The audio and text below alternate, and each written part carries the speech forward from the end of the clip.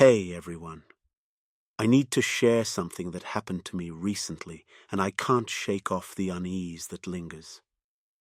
Let me give you some background first. I'm just an ordinary person, a 20-something-year-old trying to navigate the world of dating. So I matched with this guy, Jake, on Tinder.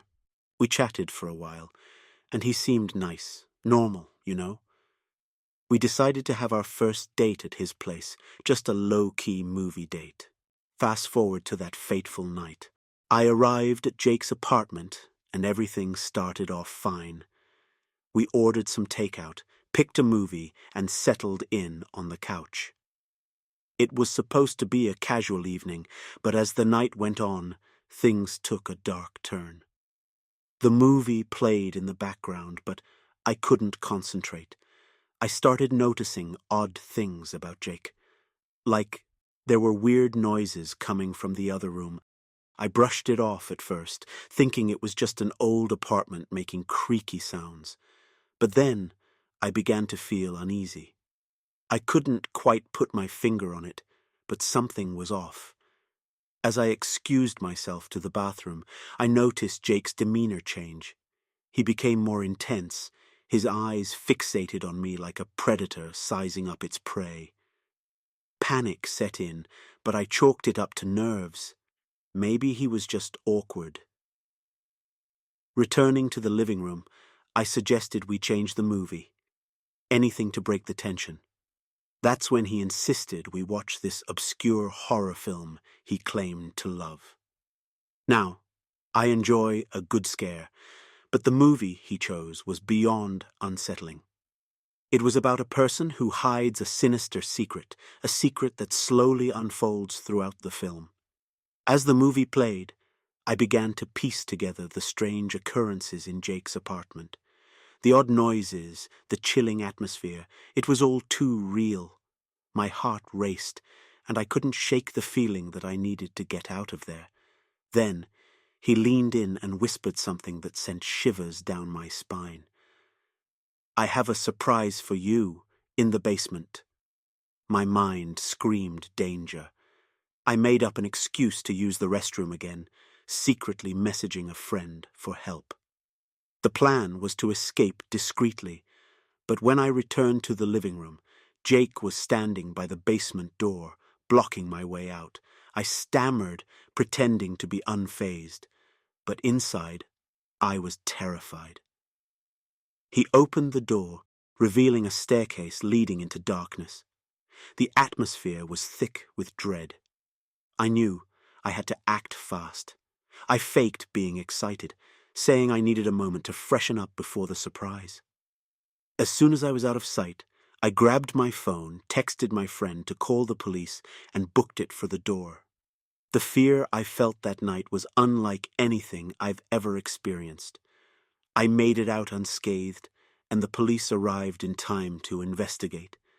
They found nothing conclusive, just an empty basement. But I know what I felt, and I know I narrowly escaped something sinister.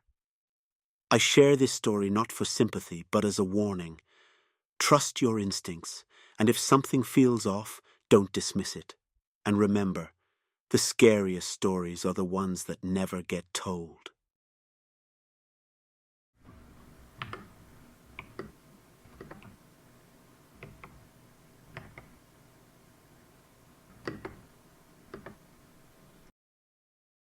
It all began when I matched with a girl named Emily on a dating app. She seemed normal enough, with a cheerful profile picture and a bio that hinted at shared interests. We decided to meet at a cozy little coffee shop in the heart of the city for our first date. I arrived early, a little nervous but excited nonetheless. The coffee shop was warm and inviting, and I ordered my usual latte as I waited for Emily. When she walked in, I was taken aback by her beauty. She had striking blue eyes and a warm smile that put me at ease instantly. Our conversation began innocently enough, filled with small talk about our jobs and hobbies. But as the night wore on, Emily's demeanor took a strange turn. She became increasingly fixated on the topic of death. sharing unnerving details about her fascination with crime documentaries and serial killers. Attempting to steer the conversation in a lighter direction, I suggested we take a walk in a nearby park. As we strolled beneath the dimly lit street lamps, I couldn't shake the feeling that Emily's eyes were constantly on me, as if she were sizing me up. At one point, she abruptly stopped and asked, "Have you ever wondered what it's like to be truly alone, Alex? To be surrounded by darkness with no one to hear your cries?" My unease deepened, but I played it off with a nervous laugh, trying to convince myself that she was just into morbid topics. As we reached a secluded area of the park, Emily suggested we explore a nearby abandoned building. Against my better judgment, I agreed, thinking it might be a quirky adventure. The building was old and decrepit, with creaking floorboards and a musty smell that permeated the air. We ventured deeper into its depths, and that's when Emily's behavior took a sinister turn. She started asking invasive questions about my fears, probing for weaknesses as if she were conducting a psychological experiment. Suddenly, she revealed a small, sharp knife she had concealed in her bag.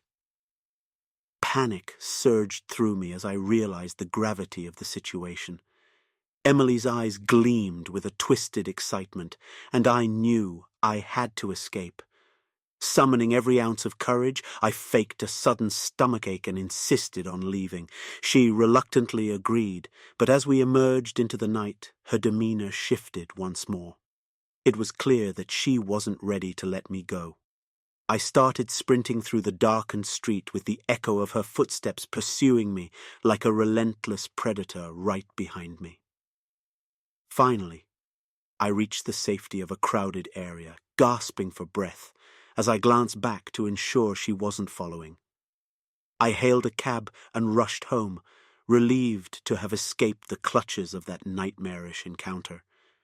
Now, as I share this story, I can't help but shudder at the memory of that first date. Emily may have faded into the shadows, but the scars from that night linger. Be cautious out there, fellow online daters. Sometimes the most beautiful people could also be the most dangerous.